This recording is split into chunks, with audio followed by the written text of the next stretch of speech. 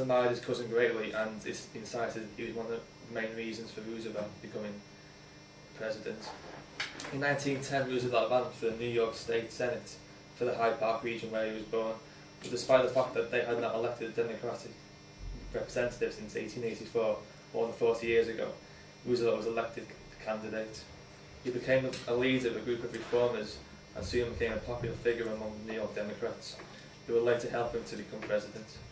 He was re-elected, but he was, in fact, getting better, which he believed to be essential if he was to run for public office again. In the mid-1920s, Roosevelt began to get in contact again with the Democratic Party, the members who he had become close with during his time in the New York State Senate. He was asked to run for the governor of New York and won with a narrow victory, although that year the Democrats heavily lost the general election. In 1932, Roosevelt ran for president and won 57% of the vote, and all but 6 of the states. When Roosevelt became president in March 1933, the US was in serious problems as a result of the Wall Street crash in the 1920s. A quarter of the workforce was unemployed and 2 million were homeless. Roosevelt began blaming the economic crisis on bankers and the finances, and they say that two-term law had been an unwritten rule, which meant that presidents couldn't become president for more than 3 terms, after George Washington turned it down his 3rd term in 1796. However, Roosevelt was so popular with the public that he was convinced to run again, and he won by 55% of the vote. During his 3rd term in office, he had to guide America through the war period, and he was known as the Big Three along with Churchill and Stalin.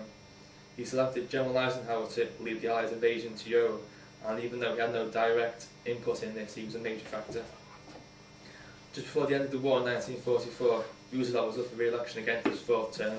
He was 62 and his health was clearly failing him, as he had long-term heart problems, but the people again wanted him to run, and he gained his 4th term in office by 53% of the vote. However, his health was becoming a major concern, and Harry Truman was newsreels, and especially the radio, which enabled him to communicate directly with the people, and he has a memorial in Washington DC, which is next to the Thomas Jefferson Memorial Building. Thanks, Morgan. Clintons, as you could say. The Clintons have undoubtedly had an effect on US politics when they first ran for president in 1992, and even now with Hillary coming run-up in the Democratic presidential nominee election. Bill's time in office as president, like the most powerful country in the world, was certainly not straightforward. Bill Clinton won the 1992 presidential election for the Democrats against the Republican candidate George H.W. Bush and the independent billionaire H. Rose Perot. It has been said that Clinton's success was down to Bush compromising with the Democrats in an attempt to lower federal deficits. Bush went back on his promise not to raise taxes, this therefore hurting his approval rating, which had been in the high % range during the First Gulf War. Clinton's election ended 12 years of Republican rule in the White House, and he was able to enjoy the windfall of the Democrats in full control of the United States Congress, the first president to do so since Jimmy Carter in the late 1970s. In all 8 years of Clinton in charge, he passed 16 major legislations. These included the Family Medical Leave Act in 1990. This other side let Bill Clinton become the second ever US president to be impeached. After being re-elected for a 2nd term in 1996, Clinton became the first Democrat since Franklin Roosevelt to be elected as president. However, after the media and Republicans raised controversy over Bill Clinton's alleged affair with Monica Lewinsky, a 22-year-old White House intern, in a lame duck session after the election, the Republican-controlled Senate voted in favour to impeach Clinton. The Senate on the 12th of February 1999, after a 21-day trial, concluded with both votes on charges of perjury and obstruction of justice, falling short of 2/3 officials that Bill toned down his attacks on Obama. This was because it was suggested that Bill could be damaging not only his own political campaign and global statute. Even though many political commentators felt that Bill damaged his rival campaigns for the Democratic presidential nominee, he defended his role in his campaign and also disputed the fact that he made the nomination a race issue. However, in areas such as South Carolina, Bill's aggressive campaign against Obama was seen to have such a negative effect that voters, Hillary was said to be furious with Bill and unsure whether to stay in the march. However, she did. According to Hillary, this was because she was still in love with Bill, and so on and so on. However, political opponents accused her of cynically staying in a failed marriage as a way of keeping or even fostering her own political influence. It is hard to imagine what would have happened to both Bill and Hillary's political career if they would have separated, and no one has the answer to that question. I now come to analyse Bill Clinton's effect on US politics. It has been said that Bill Clinton increased the Americans' public cynicism in politics and looked to fail and pathetic at times. But all there were successes such as the largest budget surplus in history, the lowest unemployment rate in more than 40 years, and the fastest growth in real wages more than 2 decades. Bill Clinton will always be remembered as arguably the most immoral president in America's history.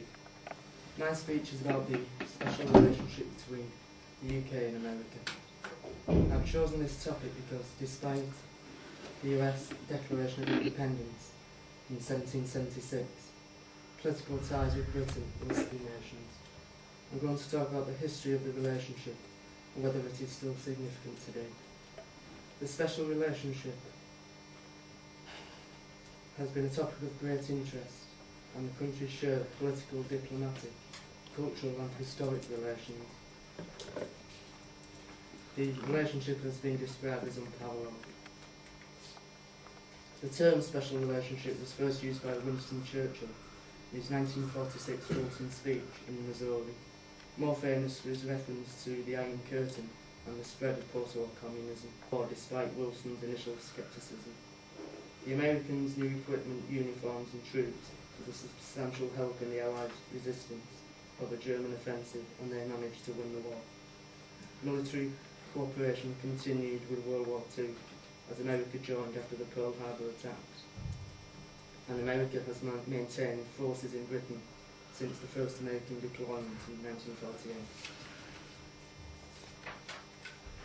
The Cold War was the main reason for the US presence, and the UK became jokingly referred to as the biggest aircraft carrier. During the Cold War, Stalin enforced the Berlin blockade on the Western Allies, controlling West Germany.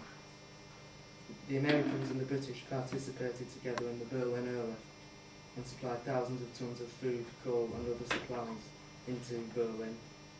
The airlift was a big success, with up to 8,000 tons a day being delivered eventually, and the blockade was lifted in May 1949. The first example of a close relationship was between Churchill and Franklin Roosevelt, who were distantly related. However, in contrast, Howard Wilson and Lyndon Johnson did not get on particularly well, and Wilson refused to join the Vietnam War. Peaks in the special relationship include those between Macmillan and JFK, and Thatcher and Reagan, who showed similar free market ideals. The relationship strained slightly by Reagan's neutrality on the Falklands War, but Caspar Weinberger's weapon shipments to the British became important, as it is sometimes suggested. During the First World War, the US was sceptical in joining, and after the war, America did not join the League of Nations, despite it being the brainchild of Woodrow Wilson, as the American public did not want to become involved in European affairs.